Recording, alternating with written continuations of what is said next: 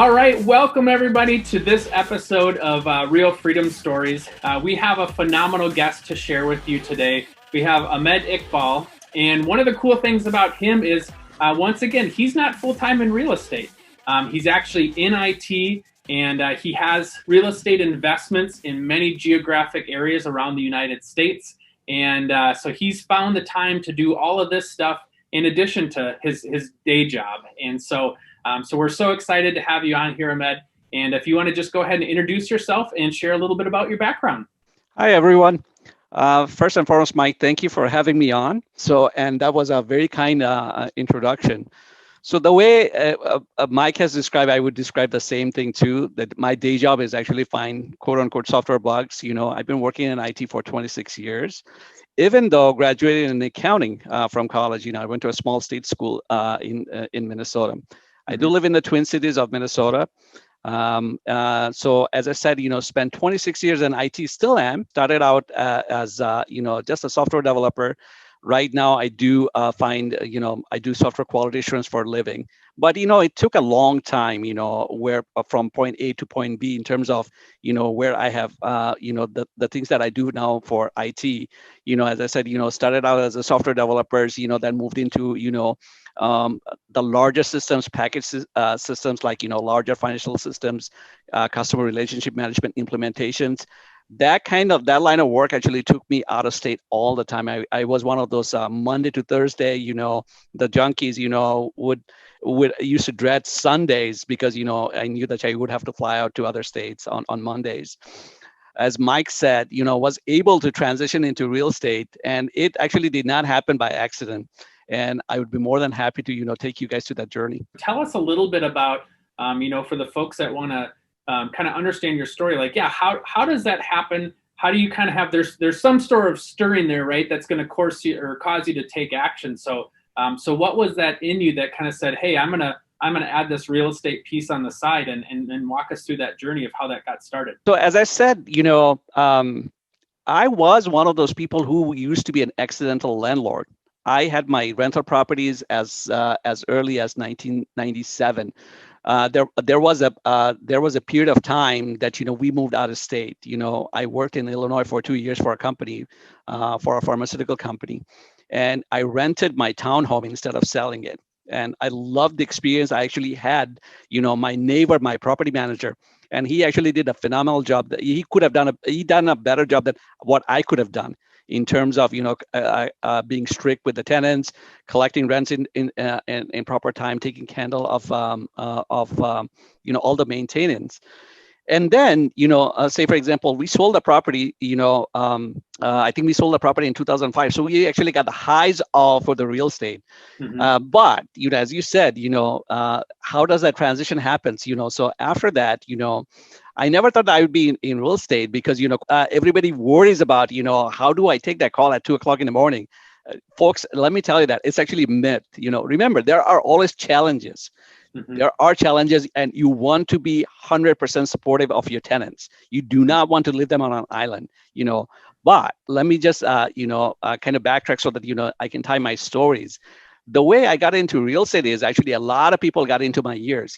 I was always a number person, even though, I told you guys that, I graduated in accounting, never actually, I think I worked in accounting for a year and a half before I moved into IT full time. So a lot of people got into my years saying that, you got to look at this, the rate of return, rate of return is phenomenal. Never registered, even though a personal finance enthusiast, that's something that I would talk to you at length about it too, because, Mike, that's how you and I reconnected, because my passion is personal finance mixed with real estate, which should lead to a path of, freedom, right? So a lot of people got into my years, and I was one of those people, try to, debt averse, live a frugal life, try to do your best as much as you could save. The trend to diversify, quote unquote, the reason you need to do that, diversify, is that, okay, I have my nest eggs in financial markets, now, should I diversify? Should I put all my eggs in one basket? And so a lot of people got into my years, but that did not register me. In fact, I am one of those persons who sold our home at a loss in the 2011 downturn. because the home that we live in currently, we had a Rambler, we had it rehabbed, and then we sold our primary home. The only reason I sold our primary home because I did not want to be a landlord. I am that person now, cannot stop talking about real estate, cannot, thinking about how I can improve, our businesses and develop the businesses to the next level.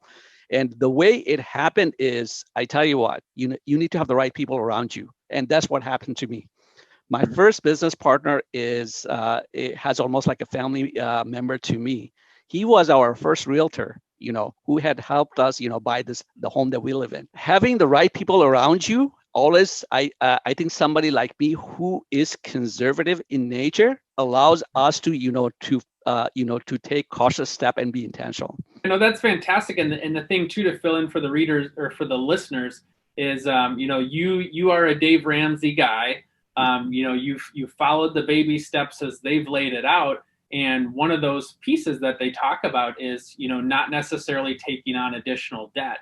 And that's a spot where, you kind of have to agree to disagree in some regards. And so you're still taking what Dave says to heart in terms of, kind of moving forward on the different baby steps. And yet now you're starting to open up this area of, okay, I'm going to take on additional debt through leveraging these rental properties, right?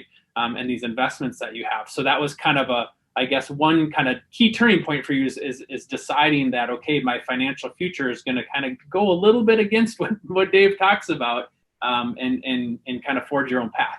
And I believe that deviation is needed, and it's only warranted for people who feels comfortable. That's why I always say that, Mike, I've heard you. I think your podcast is all about encouraging people to take the next step. Mm-hmm. I think that's how you describe it. That really registered with me. That done is better than perfect. Mm-hmm. Right. So when I think about that, somebody who's going to start up, I always say that, it doesn't have to be real estate. It could be, freelancing is becoming in vogue now because anybody can freelance. Anybody can develop a side hustle. Right. But I always say that, the first and foremost thing is that, work on yourself a little bit first, some of the soft skills. I was surprised to hear that, you consider yourself an introvert. I consider myself a functional introvert as well. Mm-hmm. You are in front of, a large organization every single day, and I am too. I'm a product of corporate America, so remember the corporate cultures, but at the same time, the way I describe myself is, that I'm a functioning introvert, but what needs to happen though is improve some of the soft skills, because that confidence will grow. Look at some of the starting point for me is that, say, for example, I am in real estate. I consider myself have almost zero mechanical skill, So how does somebody like me, like if I have to describe my portfolio, the real estate that I have, my portfolio is under ownership about more than $4 million. I have, assets purchased about 12. I'm in, as Mike said, 4 markets in the States, and my total unit count right now is about 20. Mm-hmm. That's through 3 partnership. The reason I feel kind of composed and confident about taking the next step is that, I have worked on, some of my soft skills, that, what are the things that, I am good at and I'm passionate, and that's what I'm going to bring to the table. I do not have to become a plumber to invest into real estate. And you have to feel very confident about, what you can bring to the table. And that's what you got. That will be part of your equity. I think you also talk about, the leverage that you bring in. But I think we started talking about, the deviation from Dave's principles about, not taking on debt. And the reason I say that deviation is needed, because, say, for example, if you go through the Dave Ramsey's principle or any personal finance person, Susie Orman, it could be anybody. Everybody talks about, being very intentional with your money. I think when you teach yourself that skill, you should be able to take that next step the way I did, which is that, say, for example, I was in baby step 7, which is that, paid off the primary home, no debt whatsoever. Now having at least some debt on our primary home, which went into what? Buying investment properties. So I felt, at least I gave myself, those leeways that, I had been intentional, I had been smart with our money. That allows me to now to take the next step and then look at leverage from the number perspective, not from any other, burden or moral perspective that, I'm utilizing debt and leverage to increase our net worth. Mm-hmm. Yeah, and I think that's the key part is a self-assessment, understanding, what you can do and what you can't do. The thing about a lot of Dave's principles is he's not going to get you in trouble, right? Like when you continue to snowball and pay off debt, you're not going to go backwards. You're not going to have that potential oops that happens where you get over leverage and you buy something and all of a sudden the value goes down and you're backwards. So it's a very smart method, and understanding calculated risks, right? Like you have investments, you're taking out leverage. That can come back and bite you later on. And yet, if you proceed in the right way, it's calculated risks. And so it's finding that balance and understanding that, you may not be the type of person that goes and blows $20,000 in credit card debt on a weekend like somebody else might, right? Like you kind of have to know what you're good at, what's your lane and what's not in your lane. And I think you've assessed like, okay, this is a calculated risk for me and I'm willing to move forward because I understand how I can still protect myself, or I can have an exit plan where, I might minimize losses or something like that. Well said. Okay, so let's talk a little bit because as you alluded to, you have quite a few amount of investments here. And you had talked about your first one, really coming into a partnership with the agent that you used for purchasing your home. Talk a little bit about that one and how that partnership has grown and what that's led to in terms of an investment piece. Yeah, so my business partner, actually heard from a friend of mine that we both have a great common friend that, I finally kind of turned the corners and I'm now, is ready to, invest into real estate. He actually brought a property to me that, hey, I have a listing, this would be a good rental, if you want to get in, I can buy it with you or you can buy it outright. And so I decided, as being the cautious person, I bought it with him. And then, so that was the first property that we bought in 2015. That's a very great way for agents to earn business is to offer to buy rental properties with their past clients. So if you're an agent listening to this, great way to get somebody involved in real estate is just offer to go halvesies on a rental. Oh my God, Mike, you should repeat that, 1,000 times because, my business partner and then we grew up to, 10 units, we're kind of scaling back right now just because, because of the bandwidth and commitments, that both of us we have. But you are 100% right. I have never felt the pain of what most of the investors feel, which is that, I have this deal, does this make sense? Because, all of those legwork gets done. All I'm expected to do is just show up on the closings and sign the papers. And then because by that time, so remember, that's the relationship that you can build with your customers. And then, and it has to come organically, by the way. I always say that, do that with organically. One thing that I picked up from my business partner that, when he reaches out to anybody that he does not know, he does it without any kind of agenda. And I think that's what I will always caution that, look it out from this, that, you might not get any business at all, but, you might actually get tenfold, which is my experience. And then so with that partnership, what had happened is that we kind of focus on a couple of takeaways from that partnership. We kind of focus on one specific geographic area within Minnesota, within the Twin Cities. I think the only reason is because from day one, I think we decided we're going to self-manage the properties. The second part is that, within having a cluster, makes us, better self-manage. And the second part is that, the second principle that we instituted is that never to avoid, making capital expenses. Because what we found out, and that maybe Mike, you can relate to it because that's almost like the real estate broker, real estate agent philosophy that you always want your property to move faster. But the way I looked at it is this: if you make capital expenses, first and foremost, you are allowing your tenants to live in a better place. Their quote unquote their satisfaction levels goes higher.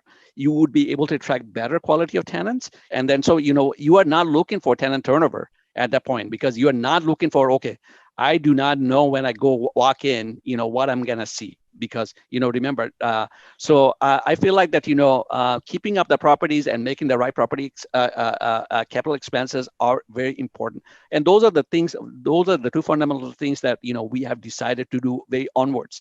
So what had happened out of that, for the newbies, is that you might not see a distribution on day one. You might see that later on. But in a better market, in dynamics markets like in the Twin Cities, we have the benefit of not only cash flowing properties, but we have the benefit of appreciation.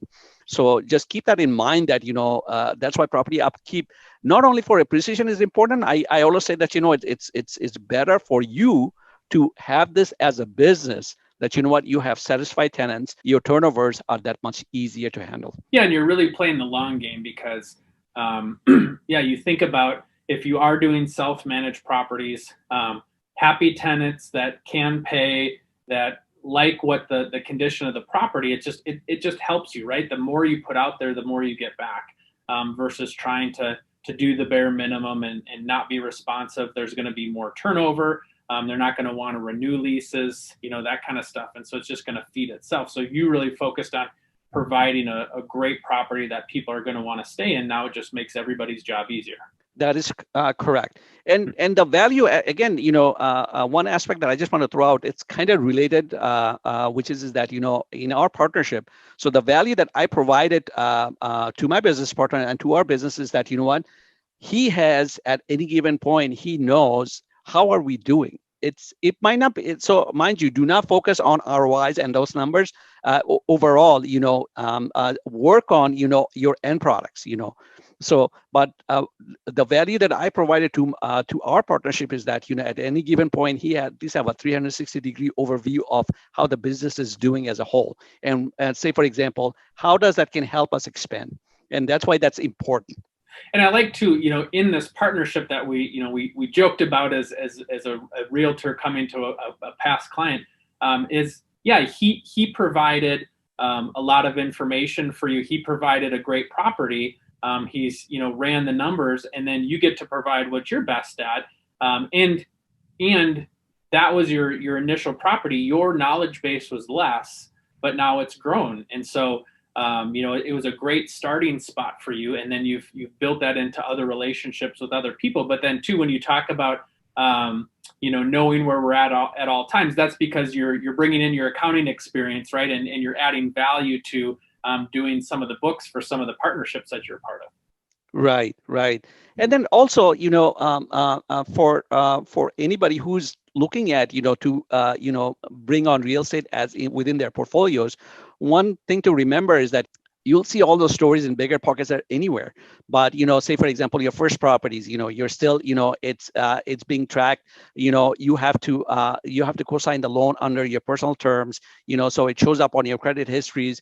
And I always say that, you have to do that, but then you can branch out, and then you can start building a relationship with the community bank, and then, start, buying properties under LLCs. That's what I call the maturation process. And those are the things that I've learned through this partnership, by the way. Remember 2015, we bought, we had one properties, 2016, 2 acquisitions. And then, that average is, we had been doing 2 acquisitions. Do not get ahead of yourself, and try to make something out of nothing. It should happen organically. I always stress that, it should let things happen organically. Yeah, you should try though. You should, say, for example, you should look at properties. You should always teach yourself how to analyze all of those things. But, the skills that I have, learned, to grow a business and make a business around real estate, allowed me to, then, build my second partnership and third partnership. So then just to kind of recap here on the first partnership. So, started with that first rental with them. Now, what has that grown into today? Just so those folks kind of understand. Okay, partnership number 1 equals what? Partnership number 1 equals 7 single-family homes and 1 small multifamily multifamilies with it's a triplex with 3 townhome style units in Minnesota. Yeah. Okay. So then let's move on to the next partnership. So how did that come to be, and what does that entail for you? The next partnership was formed actually through a meetup.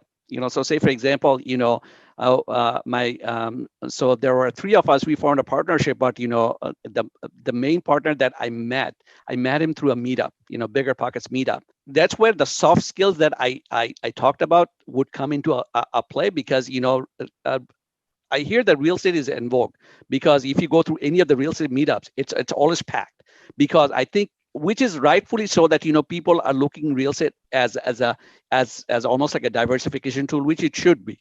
Mm-hmm. But you do not have to become a real estate investor just because everybody else is doing that.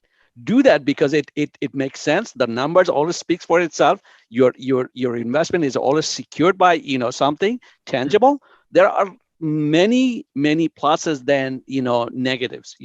So trust me, though, there are negatives. Mm-hmm. And you have to be aware of that.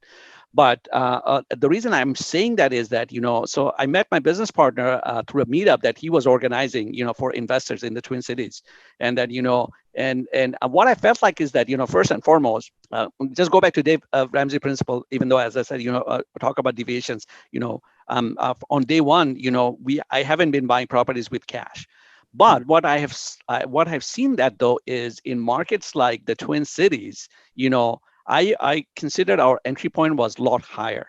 So the way I was thinking about is that, how can I get into a market which is as robust as the Twin Cities, very decent, job growth, rent growth, all of these things are positive, but my entry point would be a lot lesser.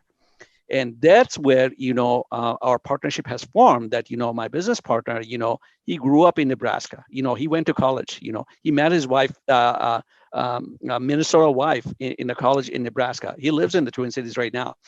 But that's where the partnership formed. So we had, quote unquote, both shared objectives. His goal was that, acquire more properties. For me, diversification of market. That was my goal. So we kind of came together, and then we had another partner who joined in, who was one of those newbies that he wanted to diversify. He's a successful IT person now, is looking at diversifying, and owning some real estate into his portfolio. Mm-hmm. That's how that came about. And then we invested in our first investment was a property in Omaha, Midtown Omaha. We own a building with 3 units. So that happened in 2019. That happened actually end of 2018. Mm-hmm. And then the next purchase that we made was a sixplex here in the Twin Cities. So that would be kind of partner number two. Now you've got some investments in Nebraska. You've got additional investments here in the Twin Cities. So then on comes partnership number three. Partnership number three.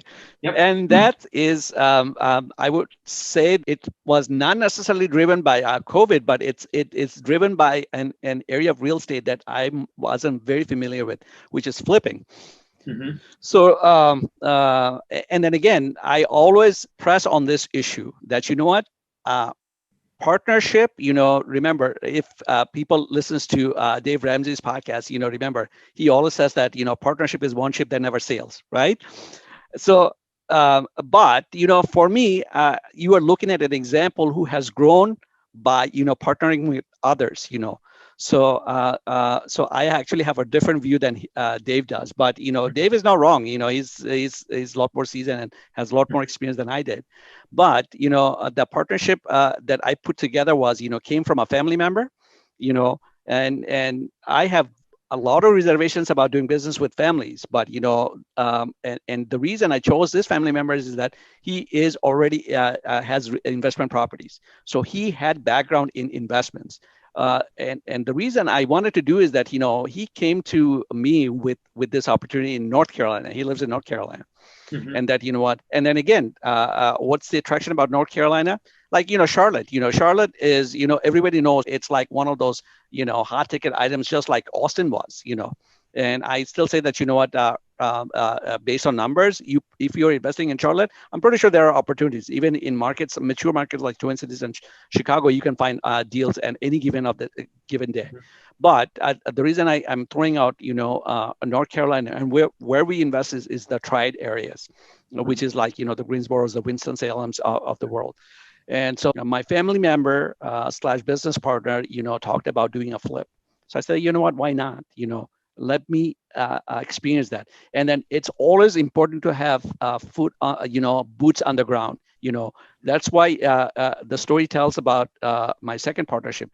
I had this experience, but if I don't have boots on the ground, I had somebody who knows the market inside out. Mm-hmm. And the same thing happened with North Carolina. So my family member brought in two other person. One of them actually owned real estates. The other person was brand new. Mm-hmm. He was a corporate America, deserter. He actually went from, used to be a manager for Wells Fargo, decided that, he's going to be an entrepreneur. So he's a member owning a restaurant with a few other people. And then, he wants to try out now for real estate. But he brought in a very strong project management experience that we have seen, so the lessons learned is that out of the four people, we all had different areas to contribute. One of my business partners is very good at identifying deals. The other one is very good at walking through an estimation, how much the rehab might look like. So we tried, so I got into that venture, in order to flip a property. Guess what though? God always has different plans. Mm-hmm. So COVID happened, so the flip worked, and we were running behind, almost like a month and a half behind. So by the time we got done was January 2020. And then, and then we put the property out for service. North Carolina market, so I was looking for a national lender. And what they said is that, yeah, without a signed lease, we won't be able to lend yet to you. Mm-hmm. So as we were waiting for a tenant to be placed in, because of COVID, things started slowing down. We actually did not put a tenant into that home till mid-May. Mm-hmm. But during this period of COVID, not only, so we put a property into service. We bought a second property, a single family home that we are rehabbing right now. And then we actually bought a third property, that a single multifamily with 8 units, that we can actually try out for the first time our syndication, which means is that, we are going out and presenting our investment opportunities to outside investors. Wow, that's quite the journey that you've been on with that. And so now, to recap, that would be all of your real estate holdings that you have, correct? I do have syndication where I'm a pure passive investor. Right. I actually had done that. My first syndication investment was, I think, as late as 2017. This was a syndicator based out of Indianapolis. And that syndication opportunity was a 51-unit apartment building. And we actually exited. We exited in 2019. It was the experience was very, very positive for me. Very positive. So I have a passive investment in another syndication right now, which is in Huntsville, Alabama. So back up a second then. So kind of talking about, because I think this is interesting for people to hear that have multiple people in a deal together. Having 4 people in this last deal, one being, a family member here. How did you kind of come together and kind of discuss the roles and talk about the plan? Did you set up a Zoom call? Did you have somebody that's kind of playing the leader that kind of makes sure that everybody's good and helps communicate with everybody? How did that communication happen to where you kind of all said, yeah, we're all in on this together and we're good to go? That is a great question, Mike, because, say, for example, just by deference and my investment experience, my partners were deferring to me for many of the things. Mm-hmm. But what I have seen that, though, is out of the other 3 partners, actually one was primed to be our leader because, quote unquote, he had all the attributes. So in our meeting, so a lot of Zoom calls, obviously, remember, I'm not traveling I actually haven't been to North Carolina and look at any of these properties. But you're right, though. On day one, I always say that, practice, what you learn, so remember, I'm a huge believer of transparency because I always believe that, say, for example, if you're not transparent, if you think that, you cannot hide and take a, fetal position that, problems will happen, you can never invest in real estate that way. Right. So you cannot anticipate, oh my God, this can happen, my note might get called, or I might get a huge, capital expenses. You just cannot fear for what might happen. Cross that bridge when it needs to happen. But what I'm trying to say that, though, is, When I saw that, I always encourage my partners that, and I propose that, let this, family member, my business partner, I thought that he had the strongest skills among all of us, and he's a lot more closer to the actions. But we have all chosen an area that we need to contribute to grow the business. So my area is, as you can hear, is that, quote unquote, numbers, and then work on processes that is sustainable and repeatable. That's what I always say, that create the process that can be repeated anywhere. So say, for example, involving community banks, getting commercial loans. We are actually doing the exact opposite thing here in Minnesota, because we are converting our commercial loans into 30-year notes, 30-year loans, because your cash flow becomes a lot better, and then interest rate is historic low. So take advantage of that. You need to take advantage of that. But say, for example, in North Carolina, so we are at ground level one. So we are building relationship with the community bank. Say for example, and so those are some of those practices I'm able to influence and adopt my my business partners. For syndication, remember, we actually had to talk to an SEC lawyer, because for private placement, for all the newbies, you guys, remember, when you bring in partners, you can actually do it through an LLC. An LLC partner operating agreement should be sufficient. But when you are inviting other peoples to join, at that point, you are not selling equities, you are actually selling securities. So please consult with a lawyer how to structure those partnerships. So those are the best practices that I was able to bring to my partnership. But then my other business partners, so we kind of divvy up, how to get better at sourcing, for our rehabs, how to, quote unquote, create a roster of contractors that we can reuse.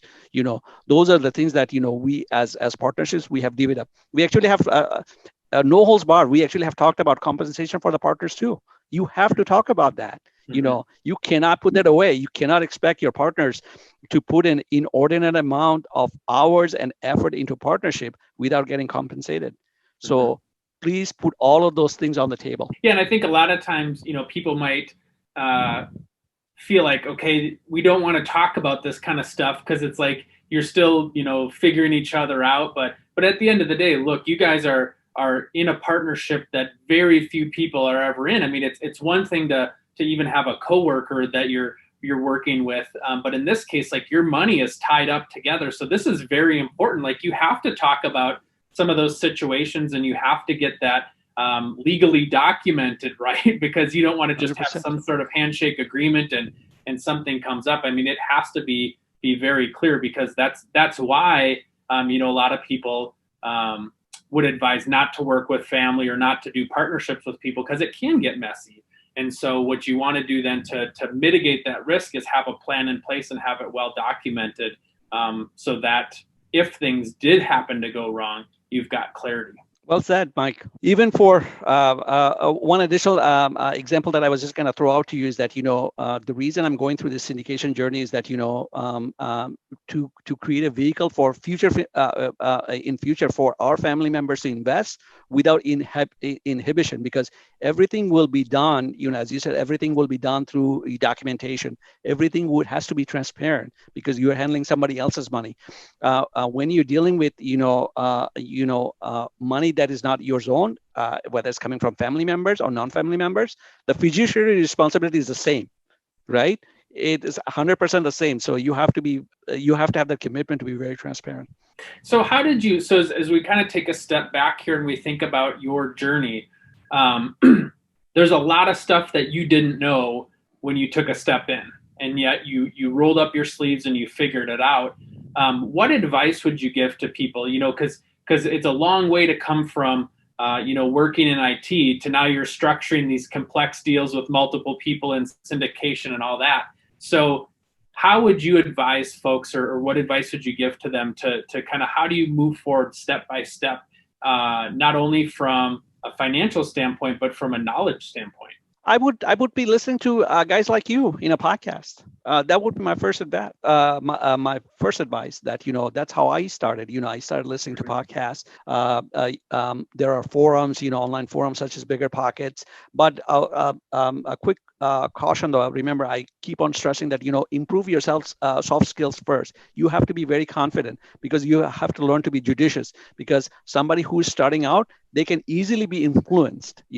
And so how do you take out, say for example, even though it makes perfect sense, a podcast like yours might give enough enthusiasm for somebody to get into real estate. But I say that, what, yeah, listen to guys like you. I think it's very important. But at the same time, develop the skills to make your own decisions. Decipher that, yeah, I would be in real estate, but I would be doing this. Say for example, buy and hold, or I might just do completely passive. And then developing relationship. You cannot move forward without developing relationship. Mhm. So a good starting point is that the way I started is that I started listening to podcasts first. Then and the because time is premium, right? At that time, before COVID, used to use the going to work and coming back to work, that time to listen to podcasts. Yeah, and then remember, something that you are able to relate to. As I said, for me it was very easy to relate to bookkeeping and doing, because I do all the bookkeeping for my partnership. So I had the responsibility that, what, I'm always need to find things out, how to handle certain situations. So uh, there has to be some sort of trigger point. Somebody might be mechanically very good, they might learn how to lay down tiles, floorings, or whatever. So you'll see that, as soon as somebody finds a hook into real estate, they will organically will grow their skills in that avenue. Yeah. and I and re- that's what happened to me. yeah. I was gonna say I still remember now that when you were kind of talking through this, I was remembering before I had jumped into investments. I remember going to the library and grabbing books. But before the podcast days, I was like, okay, I have to read some books, and the thing is I didn't even know if they were good books or not, but it was something, right? It was, you had to start with something, and then you can talk to somebody, which leads to another conversation. It leads to another conversation, and the thing that we always train our real estate agents on is if they don't have the answer to the question, the best thing is to say, you know what, I don't know, I'll find out and I'll get back to you. And so if you're not the person that could help, like if you came to me with a question and I didn't know, I could go find somebody, or I could find somebody who might know that answer. And so that's how you organically increase your knowledge and you increase your networking skills, and meeting different people. We talk about success is sequential. You move the ball forward, you move the ball forward, you move the ball forward, and all of a sudden you look up, and you're 50 yards down the field, because you've taken one step forward. And so for you, that's a great example of, when you first started, you didn't necessarily set out to do this, but one thing led to the next, which led to the next, and a different twinkle in your eye came forth, and you pursued that, and then it led to somewhere else. And so that's the cool part of where you're at on your journey. So you had mentioned syndication kind of moving forward. So if we look at where you're at today versus where you want to go, what does your future look like? So the way I'm thinking about this now, Mike, is that I will continue to acquire units because I make it very simple for myself. Mm-hmm. At the end of the day, and this is something that I was just going to bring your attention back when I have heard you that you talk a lot about, say for example, the common sense things that a person can do. Say for example, to shore up their personal finances, because that's the key though to become a good real estate investor. Because Mm-hmm. I liked your ideas. That something that I was going to relate to is that you talked about out of sight out of mind in terms of your money, how you can save it, right? I do the exact same thing too. Mm-hmm. I always make my disposable income as low as possible, so that the less that we have to spend, we will teach ourselves how to live with that, right? Mm-hmm. Because the reason it's very important for any person who wants to start investing into real estate, they would have to look at, first and foremost, where that initial down payment will come. Remember, that's Yeah. why saving is important. Having a good debt to debt ratio is important, because you need to get qualified for your investment loans. So all of those principles are very important. The only reason I started saying that is that because the simple formula for me is that, each of my unit has to provide at least $100 a month. So Mhm. I just make it very simple for myself. So, okay, so what is my requirement? So my requirement is I'd say, you know what, I would need to have at least $7,000 a month in passive income. So Mhm. how do I get that, right? So if I just use the simple math, I have to have quote unquote, 70 units, right? It Yep. never works out that way, but I see the need of acquiring more units is important. Mhm. But I'm thinking more about now efficiencies. Efficiencies is that say for example, as a single family investor moving into small multiplex to don't know what that path looks like. I'm thinking more like depending on property managers. Property managers are your great partners, but at some time though those relationship you need to put it on an economics of scale. So say for example, when we are rehabbing, are we buying all the materials in one shot? Just put like simple things into perspective, so that we can eliminate delays, what have you. I'm thinking more about how I can bring in efficiencies in how we look at rehabbing properties, but it can be applied to how we buy properties too. And then say for example, what are the properties, then what are the criterias, and then this indication that we are going through, we have already purchased the property, we are rehabbing it, and we are kind of we are doing the raise after the fact. I like to see that what we move the raise a little bit upfront into the process, that we have a property under contract, and then we do the raise, and then we close the property, right? So those are the efficiencies that I'm thinking about, Mike.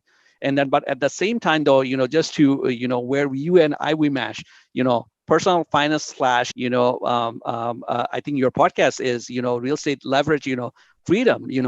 So the overall goal is soft retire within in 3.5 years. What I mean by soft retire is that remove the dependencies of a paycheck. The other side of the ocean might not be that great, because I have heard plenty of testimonials, people who have retired and embraced fire at an early age, that they became completely disillusioned, not because of that it didn't work out, it's just because they could not figure out what's the next. Mhm. As human beings, I think we have to figure out that uh, I would not say that you have to keep on moving. You have to figure out that that you are part of something big, lot bigger than you are. And then so the way I'm treating this soft retirement is that what, at least remove the dependency that would allow me to do something. I do not know what that something else is, but at least uh, looking at the first step, and that's why I'll keep on investing into real estate.